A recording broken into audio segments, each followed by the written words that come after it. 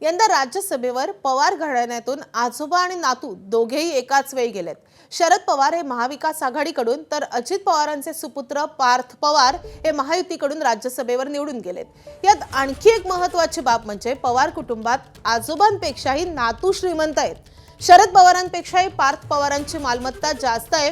राज्यसभेसाठीच्या दाखल केलेल्या प्रतिज्ञापत्रातून ही माहिती समोर आली आहे। शरद पवार प्रतिभा पवार यांच्याकडे सुमारे 60 कोटींची मालमत्ता आहे, तर पार्थ पवारांकडे 88 कोटीपेक्षा जास्तची मालमत्ता आहे। त्यामुळे नातवाकडे आजोबांपेक्षा 27 कोटी रुपये अधिक मालमत्ता असल्याचं या प्रतिज्ञापत्राद्वारे समोर आलंय।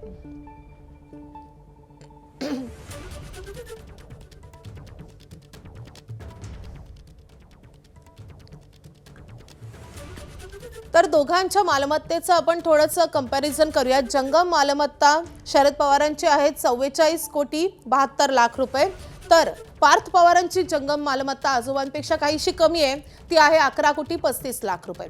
मुदत ठेवींचा जर विचार करायचा झाला तर त्यामध्ये शरद पवारांच्या आता मुदत ठेवी आहेत 11 कोटी 66 लाखाच्या आणि पार्थ पवारांच्या मुदत ठेवी आहेत 3 कोटी 68 लाखाच्या। तर रोख रक्कम शरद पवारांकडे 1.25 लाख रुपये आणि पार्थ पवारांकडे आहे 5,20,000 रुपये। शेअर्स आणि म्युच्युअल फंड्सचा विचार करायचा झालाच तर आजोबा शरद पवारांची एकूण गुंतवणूक आहे 27 कोटी रुपयांची आणि पार्थ पवारांची शेअर्स आणि म्युच्युअल फंड्स मधली गुंतवणूक आहे 1 कोटी 17 लाख रुपयांची। तर सोन्या चांदीचा विचार केला तर शरद पवारांकडे 3 कोटी 85 लाखाचे सोने चांदी आहे, तर पार्थ पवारांकडे आहे 1 कोटी 31 लाखाची सोने चांदीची एकूण मालमत्ता। स्थावर मालमत्तेच्या बाबतीत मात्र पार्थ पवार हे आजोबांपेक्षा कैक पटीने पुढे आहेत, कारण आजोबा शरद पवारांची स्थावर मालमत्ता म्हणजे शेती घर याचा विचार करायचा झाला तर ती आहे 15 कोटी 19 लाखाची, तर पार्थ पवारांची स्थावर मालमत्ता आहे 76 कोटी 98 लाखांची।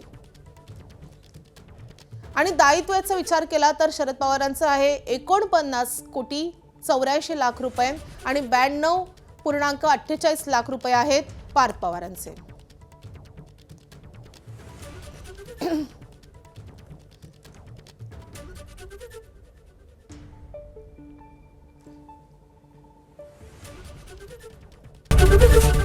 एबीपी माझा, उघडा डोळे बघा नीट।